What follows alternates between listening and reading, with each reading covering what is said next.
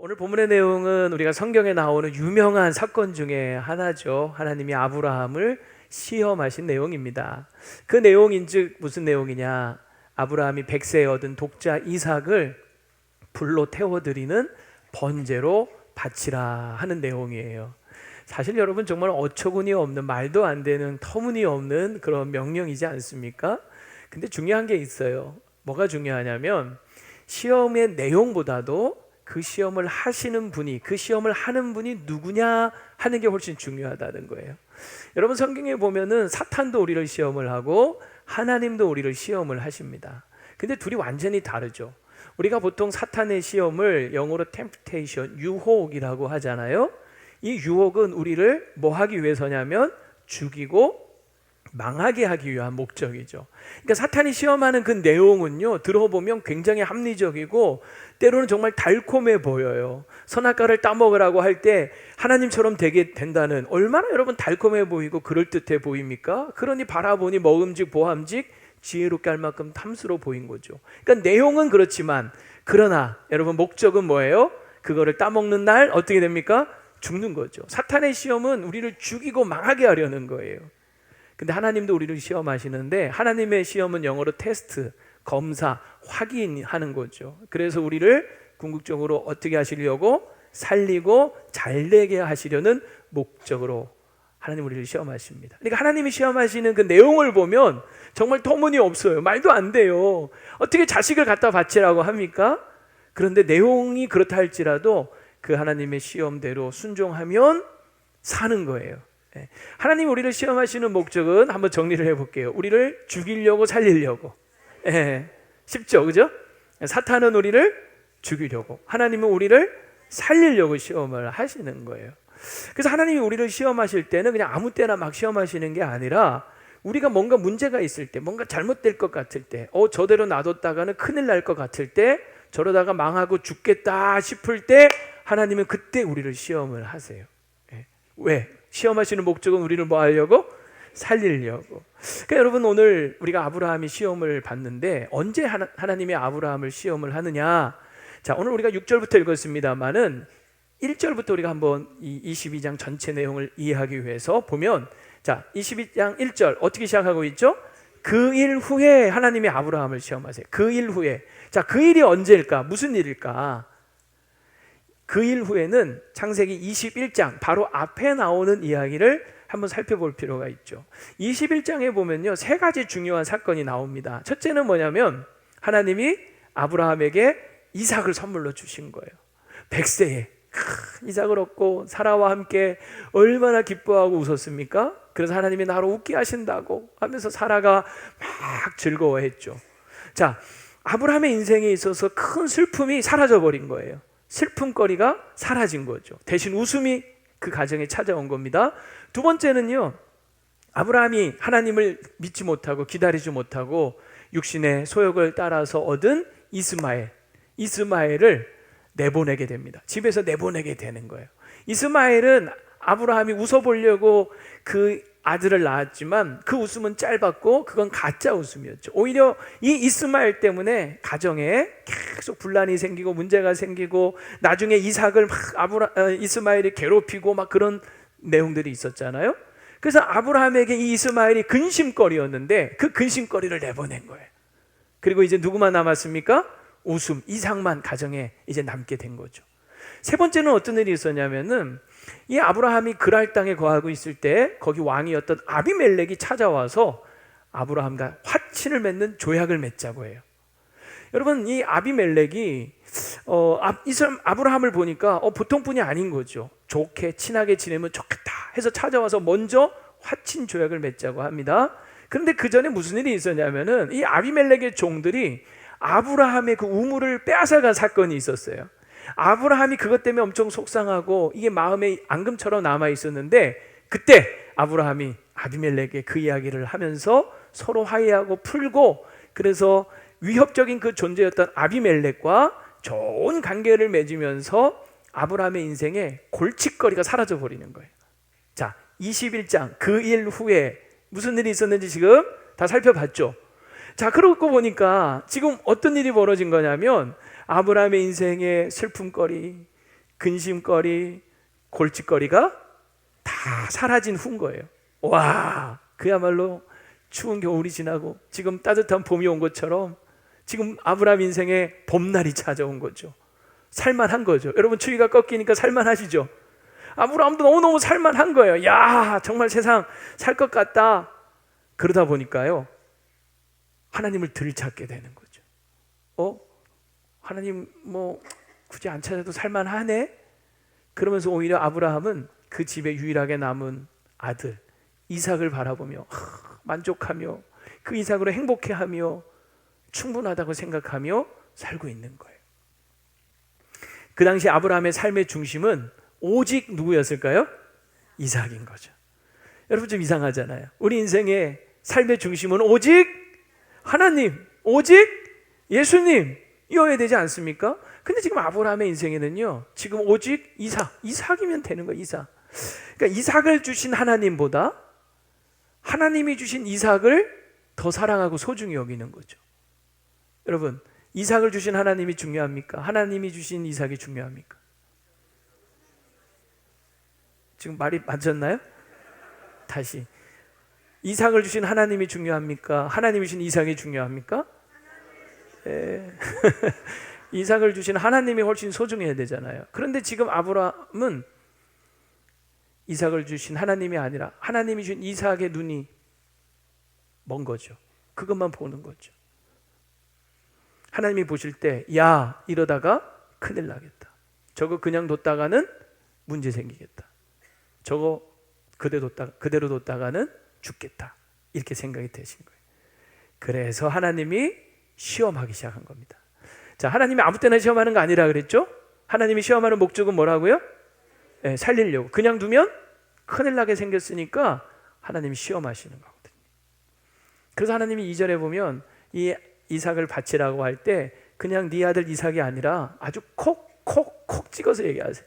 네 아들, 네가 사랑하는 내 독자. 이게 무슨 얘기냐면 지금 아브라함이 이 이삭을 그렇게 생각하고 있다는 거예요. 내 아들, 네가 사랑하는 유일한 아들. 그냥 꽉 잡고 그냥 막 놓칠세라. 그냥 이 아들만 그냥 꽉 있으면 될 것 같고. 그러니까 이 아들이 이제 뭐가 된 거냐면 아브라함에게서는 막 절대적인 존재죠. 그 아들 하나 붙잡고 그냥 이러고 있는 거예요. 마치 우상처럼 돼버린 거예요. 여러분, 우상이 뭡니까? 우상은 하나님을 가려버리는 게 우상이에요. 하나님을 보지 못하도록 가리는 것이 우상인데 세 종류의 우상이 있어요. 하나는 다른 종교의 신. 예를 들면 이런 거 있잖아요. 이런 거. 이게 우상이죠. 우상. 또 어떤 게 있냐면 우리가 하나님을 대신해서 만든 형상. 이계명에 보면 하나님이 어떤 형상도 만들지 말라 그랬어요. 우리가 이게 하나님이다 라고 만들어 놓고 딱 만드는 순간 우리는 정말 살아계신 영이신 하나님을 바라보는 게 아니라 자기가 만들어 놓은 그 형상을 섬기기 시작을 하는 거예요.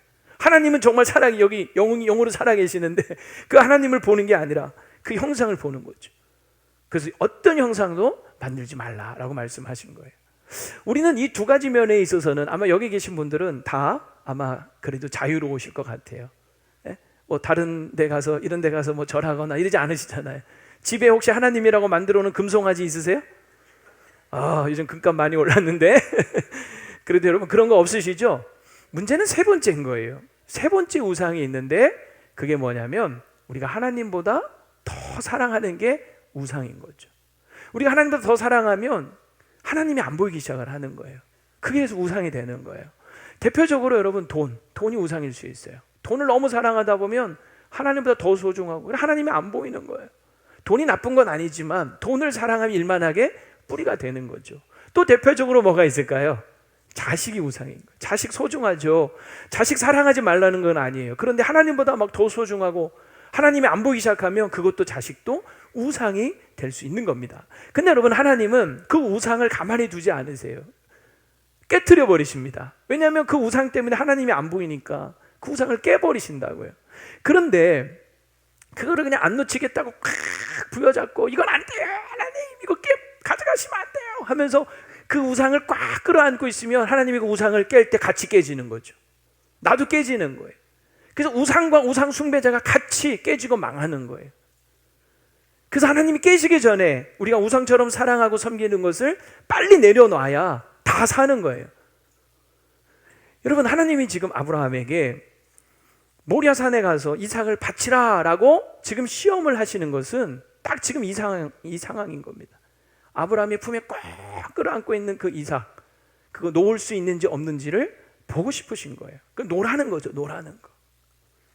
진짜 이삭을 죽이려고 하신 것이 아니라는 거예요. 여러분, 하나님의 시험의 목적은 뭐라고요? 죽이려고 살리려고. 살리려고. 그래서 실제로 나중에 아브라함이 막 이삭을 진짜 죽이려고 하니까 하나님이 죽이지 못하게 막으시잖아요. 하나님이 지금 아브라함에게 이삭을 모리아 산에 가다 바치라 한 것은 진짜 죽이라는 게 아니에요. 오히려 이삭을 살리고 아브라함도 살리고 다 살리기 위해서 지금 모리아 산으로 가라고 하시는 거예요. 그러니 여러분, 모리아 산으로 가는 그 길은 다 같이 사는 길입니다. 이삭도 살고 아브라함도 살고 그리고 사라도 살고 다 같이 사는 길. 여러분, 모리아 산으로 가는 길 가야 되겠습니까? 안 가야 되겠습니까? 당연히 가야 되겠죠. 다 같이 사는 길인데 다 같이 사는 길 가야죠. 자, 그러면 우리가 어떻게 갈 수 있을 것인가? 오늘 세 가지로 한번 살펴보려고 하는데, 먼저 출발하기 전에, 모리아 산으로 출발하기 전에 문제가 뭔지 깨닫고 정신부터 바짝 차려야 합니다. 하나님이 아브라함에게 독자를 바치라고 하실 때는 이미 아브라함의 문제가 뭔지를 정확히 아셨어요. 아브라함이 지금 벌써 낌새가 있는 거죠. 저 아브라함이 독자, 저 끼고 있는 거 저거 자칫하면 우상 되겠구나. 하나님이 낌새를 알아차리신 거예요. 이삭에게 푹 빠져있는 아브라함, 저거 계속 뒀다가는 저 문제 되겠구나. 큰일 나겠구나. 그래서 하나님이 정신 차리라고 이 아브라함의 문제의 정곡을 탁 찌른 겁니다. 전 이걸 보면서 참 감사하다는 생각이 들었어요. 하나님이 아브라함을 시험하신 게요, 감사한 거예요. 그렇지 않습니까? 하나님이 깨버리기 전에, 하나님이 손대기 전에, 하나님이 치시기 전에 스스로 알아서 깨달으라고 지금 기회를 주시는 거죠. 그러니 여러분, 이때 아브라함이 딱 자기 문제가 뭔지를 깨닫고 정신을 바짝 차려야 되는 거예요. 이거를 알아채지 못하고 하나님께 하나님이 말도 안 되는 무슨 이런 명령을 하십니까? 하나님 제정신입니까? 줄 때는 언제고 지금 돌아달라는 게 말이 됩니까? 하면서 하나님께 대들고 따졌다가는 이게 지금 정신 못 차리는 거예요. 아니, 하나님을 그렇게 모릅니까? 하나님이 설마 정말 무슨 인신제사를 좋아하시는 분입니까? 자식 정말 갖다 바치는 게 그렇게 하나님 원하시는 걸까요? 아닌 거죠. 말도 안 되는 터무니없는 이 얘기를 하실 때는 분명 이유가 있는 거죠. 자신의 문제를 지금 찌르고 계시는 거예요. 지금 이삭이 지금 나에게 문제구나. 하나님이 그거를 알고 지금 정확하게 내 문제를 지적하시는구나. 그러니까 아브라함은 그때 그거를 정확하게 깨달은 거예요. 정신에만 번쩍 났을 거예요. 그래서 3절에 보면 다음날 아침 일찍 집을 떠나는 거예요. 주저없이, 망설임 없이. 하나님이 이미 다 알고 말씀하시는데 뭘 망설일 게 뭐가 있어? 그냥 바로 떠나는 거죠. 여러분, 오늘 하나님께서 우리에게 뭔가 말씀하실 때는요, 내 문제를 이미 다 알고 말씀하시는 거예요. 가끔 여러분 그럴 때 있지 않습니까?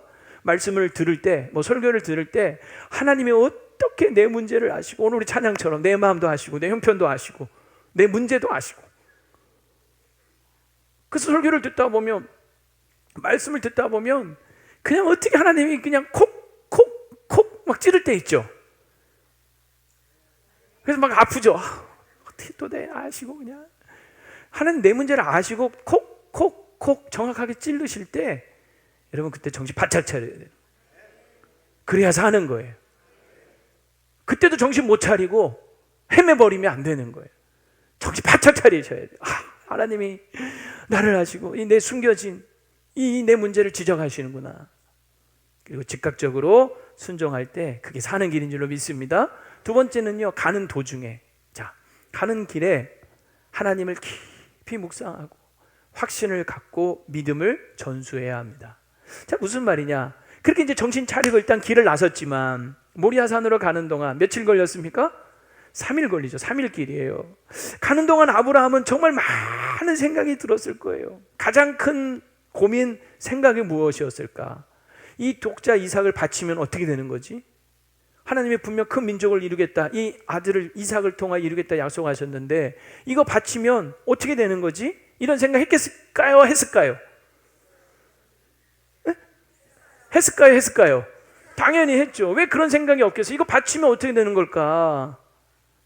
분명히 약속의 아들인데 아브라함은 계속 그거를 생각을 했을 거예요. 그러면서 하나님 도대체 어떻게 하시려는 건가? 응? 계속 그 생각을 하는 거죠.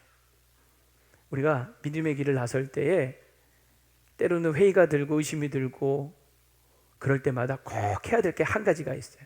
그게 뭐냐? 하나님을 깊이 묵상하는 겁니다. 하나님을 깊이 묵상하는 거예요. 내가 가는 길이 아니라 길이 뭐 좁고 협착하고 힘들고 이 길을 묵상하면 안 돼요. 하나님을 묵상하는 거잖아요. 그 길을 가게 하신 하나님을 계속 묵상해요. 하나님이 처음 자신을 부르셨을 때부터 아브라함은 생각을 했을 거예요. 처음 약속하신 그 약속부터. 그리고 그 약속을 이루시기 위하여 자기 몸이나 사라의 몸이 죽은 것 같았을 때 90세, 100세 이미 죽은 몸이나 마찬가지인데 하나님이 그 약속을 이루시기 위하여 죽은 몸을 살리셔서 이삭을 낳게 하셨잖아요. 하나님은 약속을 이루시는 신실하신 하나님, 죽은 자를 살리셔서 불가능을 가능케 하시는 능히 하지 못할 일이 없는 전능하신 하나님이지. 아브라함은 그 하나님을 깊이 묵상하면서 그래 내가 지금 이 독자 이삭을 바치면 하나님 어떻게 하실까? 분명 그 약속을 이루시기 위해서 이 죽인 이 이삭을 잿더미 속에서 다시 살려서 하나님은 분명히 그 약속을 이루시겠구나. 그 믿음에 확신이 생긴 겁니다. 여러분 이거 제가 지어낸 얘기가 아니라 히브리서 11장에 보면 아브라함의 믿음을 이렇게 얘기하고 있죠. 아브라함은 시험을 받을 때 믿음으로 이삭을 드렸으니 그는 약속들을 받은 자로 돼 그 외아들을 드렸느니라. 그에게 이미 말씀하시기를 내 자손이라 칭할 자는 이삭으로 말미암이라 하셨으니 그가 하나님이 다 같이 읽어봅시다. 시작. 능히 이삭을 죽은 자 가운데서 다시 살리실 줄로 생각한지라. 비유컨대 그를 죽은 자 가운데서 도로 받은 것이니라. 이삭을 바치면 어떻게 될까? 하나님 어떻게 하실까? 아브라함은 하나님을 깊이 묵상하면서 이 확신을 얻게 된 거예요. 여러분 이 확신이 생길 때까지 하나님을 묵상하시기를 바랍니다. 자, 근데 중요한 건 그 다음 문제예요. 자신은 이렇게 확신이 들었지만 문제가 남았죠. 누가 문제입니까 지금? 이삭의 문제예요. 이삭은 자기를 번제로 바치라고 하신 하나님에 대해서 어떻게 생각을 할까? 정말 순순히 순종할까? 만약 이삭이 이 상황을 이해하지 못하고 하나님을 이해하지 못하면, 믿지 못하면 뭐 저항을 하든지 아니면 도망을 가든지 할 거 아닙니까? 걱정인 거죠. 근데 마침 그때 4절 말씀에 보면 제3일에 아브라함이 눈을 들어 그곳을 멀리 바라봅니다. 자, 그곳이 어디냐? 모리아산이죠. 그곳을 멀리 바라봐요. 자, 그런데 여기서 아브라함이 참 이상한 행동을 해요. 아직 갈 길이 멀어요. 에? 지금 3일 길을 왔는데 저 멀리 지금 산이 보이는 거예요. 갈 길이 아직 멀어. 그런데 거기서 아브라함이 뭘 하냐면 5절 6절에 보면 종들에게 너희는 나귀와 함께 여기서 기다려라. 아직 멀어요, 갈 길이. 그러면서 내가 아이와 함께 저기 가서 예배하고 우리가 너희에게 돌아오리라 하고 아브라함이 이에 번제나무를 가져다가 그의 아들 이삭에게 지웁니다. 이상하죠? 이삭이 누구예요? 아브라함의 아들인데 정말 눈에 넣어도 아프지 않을 아들. 어떻게 그 아들에게 무거운 짐을 지워요? 말도 안 되죠. 그래서 사실 종 데리고 온 거 아니에요. 그러니까 우리가 생각할 때는 이 종들에게 그 번제로 쓸 나무를 최대한 오래 지게 하는 거죠. 즉 산 꼭대기까지 올라가든지 아니면 최대한 가까이까지 종들에게 그 나무 짐을 지게 할 만하지 않습니까? 그런데 지금 갈 길이 멀어요. 아직 갈 길이 한참 남았어. 근데 종들은 여기 있게 하고 그 나무짐을 이삭에게 지게 하고 그리고 아브라함과 이삭 둘만 같이 동행하면서 산을 향하여 가는 거예요. 왜 그랬을까요? 왜 그랬을까? 에? 도망 못 가게. 새로운 답이 나왔어요. 1부, 2부 때는 힘 빼려고. 이삭 힘 빼고 비슷한 얘기네요. 도망 못 가게 힘 빼려고. 근데 정말 아브라함이 이 혈기왕성한 이삭이 도망 못 가게 또는 힘 빼게 하려고 그 무거운 짐을 대신 지게 했을까? 저는 그렇게 보지 않습니다. 오히려 지금 아브라함은 이삭과 단둘이 하고 싶은 얘기가 있었던 거죠. 아들하고 할 얘기가 있었던 거예요. 종들 남겨두고 이제는 그 이삭과 함께 그 먼 길을 가면서 나누고 싶었던 이야기가 있었던 거죠. 아니나 다를까 오늘 7절에 보면 이삭이 아버지께 물어요. 아버지, 왜? 여기 번제할 나무도 있고 불도 있고 다 있는데 양은 어디 있습니까? 이 이삭도 분위기가 이거 좀 이상하다 눈치챈 것 같아요. 그랬더니 아브라함이 뭐라고 합니까? 8절에 하나님이 친히 번제할 양을 준비하실 것이다. 끝. 근데 여러분 좀 이상하죠. 성경은 사실 모든 걸 다 기록하지를 않아요. 정말 이 아브라함과 이삭의 대화가 이렇게 짧게 끝났을까? 물론 아버지하고 아들은 원래 대화를 잘 안 하죠. 그렇다 치더라도 정말 이렇게 짧게 끝났을까? 저는 그렇지 않다고 생각해요. 지금 아들에게 할 얘기가 너무 많아서 이 둘만 지금 가는 거예요. 둘이 은밀히 할 얘기가 있는 거죠. 종들 놔두고 그 무거운 짐을 대신 지고 올라간 이유가 있는 거죠. 충분히 얘기를 했을 거예요. 무슨 얘기를 했을까? 아브라함이 3일 내내 묵상한 하나님에 대한 이야기를 나누었을 겁니다. 하나님이 처음 자신을 부르셨을 때 받았던 그 약속을 이루기 위해 죽은 몸과 같은 자신과 자기 아내 이삭에게는 어머니죠. 그 몸을 하나님이 살리셔서 100세 얻게 하신 그 아들 이삭아, 내가 너를 낳고 얼마나 기뻤는지 아니? 엄마가 너를 낳고 얼마나 행복해했는지 아니?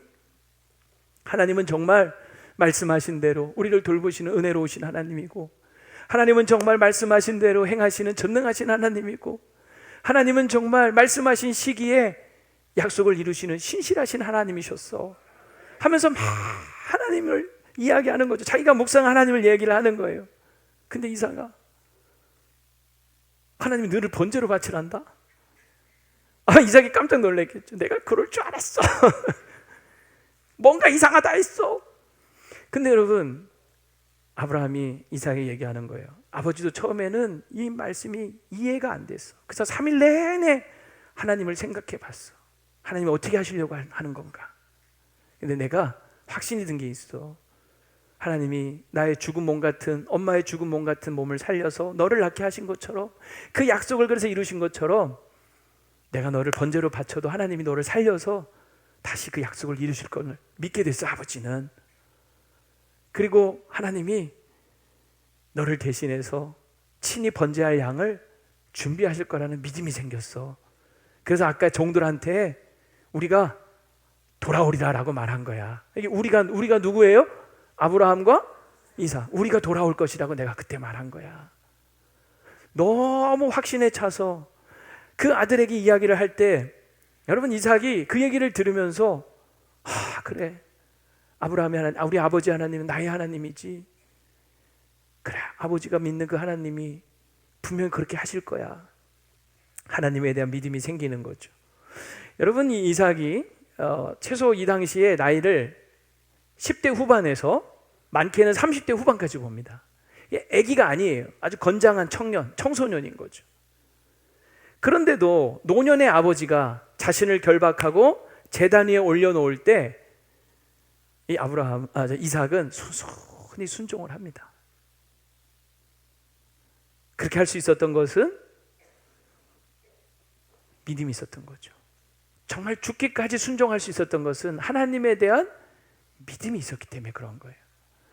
아마 저는 이런 생각을 해봐요. 그 10대 후반이나 30대 후반 되는 그 그냥 건장한 이 아들을 아브라함이 무슨 수로 제단에 올리겠어요?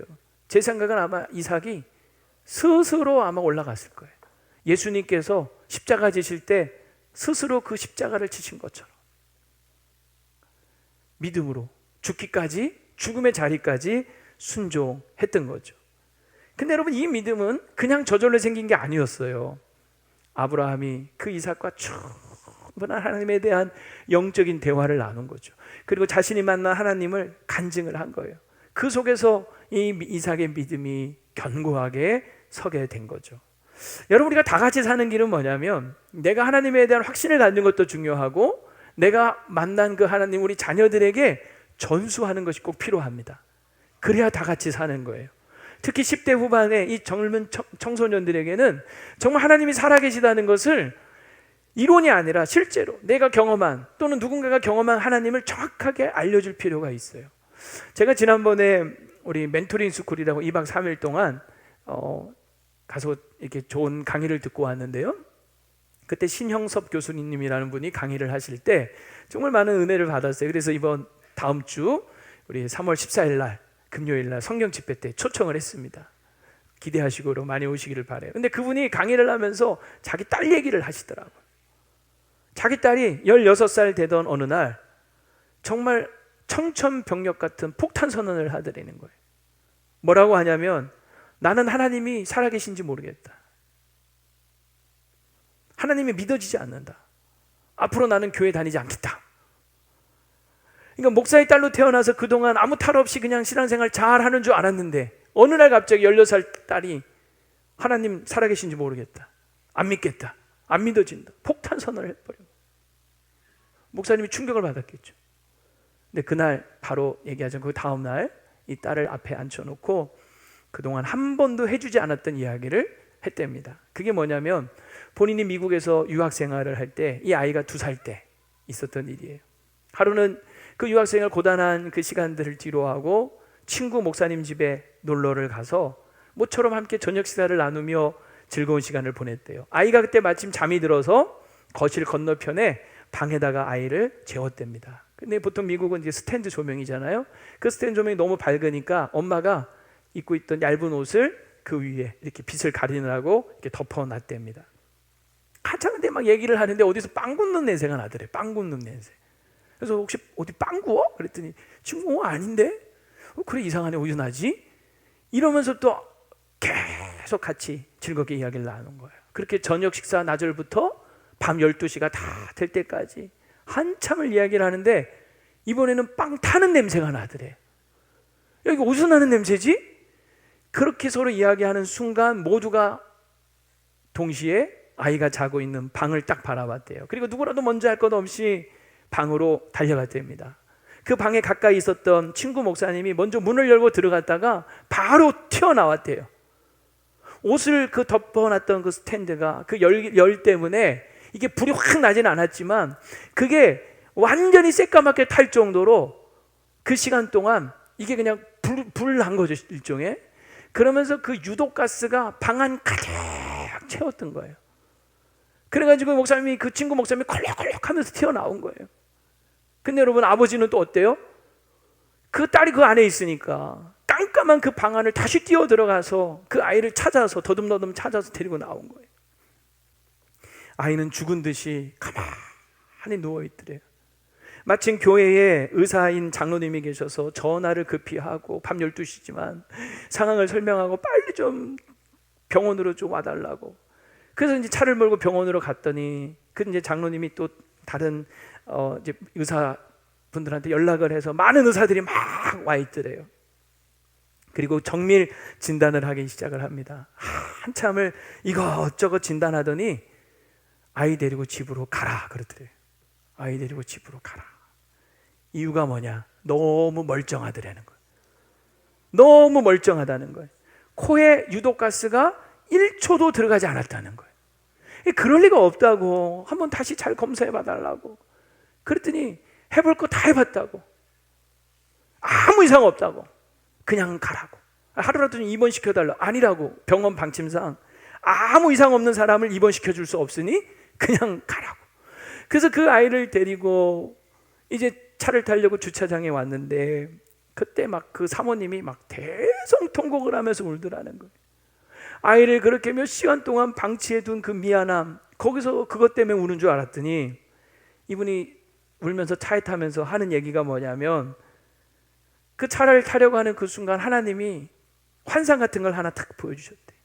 아이가 방 안에 혼자 누워 있을 때 예수님이 그 연기를 온몸으로 막아주시면서 아이의 코에 유독가스가 단 1초도 들어가지 못하도록 계속해서 쉬지 않고 그 코에 숨을 불어 넣어주신 환상을 보여주셨다. 그 환상을 보고 그 엄마가 그냥 막 펑펑펑펑펑펑 운 거죠. 그래서 좀 어쩐지 이상하다 생각을 했대요. 자기가 그 아이를 데리러 잠깐 들어갔다 나온 사이에 막 머리부터 온몸에 막 타는 냄새가 뱄었는데 아이한테는 불냄새가 하나도 안 났었대요. 그래서 이상하다 생각을 하긴 했었대요. 알고 봤더니 하나님이, 예수님이 온몸으로 그 아이를 그 연기 속에서 보호해 주셨던 거죠. 근데 이 아이가 그 이야기를 들으면서 반응이 딱 하나더래요. 정말? 진짜? 못 믿겠다 이거죠. 못 믿겠다. 그래서 그때 이 교수님이 그때 찍었던 사진을 쫙 보여줬대요. 그때 새까맣게 탔던 스탠드며 병원 사진이며, 그러면서 엄마 아빠가 아무것도 모르고 있을 때 하나님은 너를 살리려고, 너를 그렇게 지켜주셔서 네가 오늘까지 이렇게 건강하게 아무 이상 없이 자란 거란다, 그렇게 얘기를 해줬다는 거죠. 근데 왜 이때까지 그러면 안 보여줬느냐, 안 얘기해줬느냐. 이 청소년기에 언젠가 이 아이가 하나님에 대해서 이렇게 의심할 날이 있을 줄 알았다는 거야. 이 교육학을 전공하신 분이라서. 그래서 그때 딱 얘기하고 보여주려고 아껴둔 카드였던 거지. 그래서 그걸 딱 얘기하니까 애가 완전히 깜짝 놀라면서, 그리고 그 다음날 이렇게 얘기를 하더래요. 아빠 미안해요. 하나님이 안 계신 것 같다고 말한 것 잘못했어요. 그리고 나서 그 뒤로 이 아이는 주일 예배 드리는 거 한 번도 빠지지 않고 열심히 교회 다니면서, 친구들 중에 뭐 하나님이 어딨냐 그러면 그 무슨 소리냐, 하나님 살아계시다고 막 얘기하고, 이제 청년이 되어서 하나님을 열심히 잘 섬기는 멋진 주님의 딸이 되었다 하는 그런 이야기를 하더만요. 여러분, 하나님 분명히 살아계십니다. 여러분 만난 하나님 계시죠? 그 하나님을 자녀들에게 전수하시기 바랍니다. 믿음은요 유전되지 않습니다. 전수되는 거예요. 엄마 아빠가 아무리 믿음이 좋아도, 할아버지 할머니가 아무리 믿음이 좋아도 그게 그냥 유전처럼 유전되는 게 아니라 전수해줘야 돼. 전수해줘야 돼. 내가 만난 하나님을 우리 아이에게 알려줘야 되는 거죠. 영적인 대화가 필요한 거예요. 그것을 가장 우리가 잘 할 수 있는 때가 언제냐? 가정 예배인 거죠. 가정 예배를 통하여 여러분 하나님에 대하여 많은 영적인 대화를 나누시기를 바랍니다. 내가 만난 하나님, 그 하나님을 전수해 줄 수 있기를 바랍니다. 이삭은 아버지로부터 그 이야기들을 들으면서 믿음의 확신을 갖고 죽음의 자리까지 순종할 수 있었던 거죠. 그래서 다 같이 살 수 있었던 거예요. 세 번째, 산 정상에서 흉내내는 척만 하지 말고 믿음의 정점을 찍어야 합니다. 아브라함과 이삭은 드디어 산 정상에 오르죠. 아브라함은 9절부터 보면은 제단을 쌓고 나무를 버려놓고 그 아들 이삭을 결박을 합니다. 그리고 제단 나무 위에 이 아들을 올려놓고 10절에 보면 손을 들어 칼을 잡고 그 아들을 뭐 하려고 합니까? 죽이려고 하는 거죠. 잡으려고 하는 거예요. 여러분 이거 그냥 흉내 낸 걸까요? 아니면 진짜로 찌르려고 했을까요? 여러분 같으면 진짜 찌르겠습니까? 흉내만 내겠습니까? 아브라함은 분명히 흉내만 낸 게 아니라 하나님이 정말 그 아브라함아 두 번이나 부르면서 그 아이에게 아무것도 하지 마라, 그 아이를 손대지 말라라고 하지 않으셨다면 분명히 아브라함은 실제로 잡았을 거예요. 아브라함의 인생에 있어서 믿음의 절정, 정점, 클라이막스는 바로 이때였습니다. 칼을 높이 들고 아들을 향하여 칼을 내리 꽂으려는 그 순간이 아브라함 믿음의 정점이었던 거예요. 하나님은 그때 아브라함을 막으시죠. 그 인생에 개입하시는 거예요. 그리고 아브라함의 모든 시험은 그 순간에 끝나는 겁니다. 여러분 우리가 믿음의 정점을 찍을 때 우리의 시험은 끝이 나고 하나님 우리 인생에 개입하실 줄로 믿으시기 바랍니다. 믿음의 정점을 찍을 수 있어야 돼요. 그저 흉내내는 척, 하는 척, 하다가 마는 척 이렇게 하지 마시고 정말 믿음의 정점을 찍어야 돼요. 그럴 때 여러분 오늘 12절에 보면 내가 네 아들 독자라도 내게 아끼지 아니었은즉 내가 이제야 네가 하나님 여호와를 경외하는 줄 아노라. 하나님이 아브라함을 인정하시는 거죠. 그리고 13절 14절에 보면 우리가 잘 아는 여호와 이레, 하나님이 준비하신 그 순양을 보여주시고 그 순양을 대신해서 번제로 바치게 하는 거죠. 여호와 이레, 우리 얼마나 좋아해요, 그죠? 우리의 모든 좋은 것을 준비하시는, 정말 우리 주님은, 우리 하나님은 자기 아들도 아끼지 않고 우리를 왜 내어주시지 않았습니까? 그러니 무엇을 아끼겠어요? 그러니까 그러니까 우리도 하나님께 아끼는 것이 있으면 안 되는 거죠. 뭘 우리가 아까워하겠어요? 우리가 믿음의 정점을 하나님 앞에 찍어 드릴 때, 보여드릴 때 하나님은 정말 우리 인생에 이 영화 이대로 우리에게 복을 주시고 우리의 필요한 모든 것을 채워주시고 우리가 먼저 주님의 나라와 의를 구할 때 모든 것을 더하여 주실 줄로 믿으시기 바랍니다. 내 믿음의 정점을 여러분 하나님께 보여드리십시오. 내가 얼마나 하나님을 경외함으로 하나님께 순종할 수 있는지, 내가 얼마나 하나님을 경외함으로 하나님을 믿을 수 있는지, 내가 얼마나 하나님을 경외함으로 하나님을 사랑할 수 있는지, 그 믿음의 정점을 하나님 앞에서 찍어 보여드릴 수 있기를 바랍니다. 그럴 때 하나님 개입하시고 역사하시는 거예요. 나아만 장군이 요단강에 7번 몸을 담글 때, 믿음의 정점을 찍을 때 그 몸에 나병이 나은 것처럼, 이스라엘 백성이 여리고성을 하루 6바퀴, 마지막 7째 날 7바퀴 다 끝까지 돌아온 그 정점을 찍을 때 여리고성이 무너졌던 것처럼 정점을 찍어야 되는 거죠.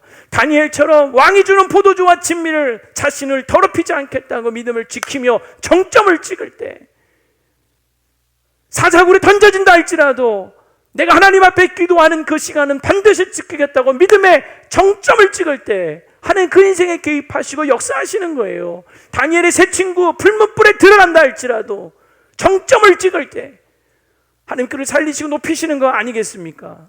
에스더처럼 죽으면 죽으리라, 믿음의 정점을 찍는 거죠. 솔로몬이 하나님을 너무 사랑해서 아낌없이 1,000번제를 드릴 때 하나님 그 믿음의 정점을 찍는 걸 보고 나타나셔서 네가 무엇을 원하느냐 말씀하시는 거예요.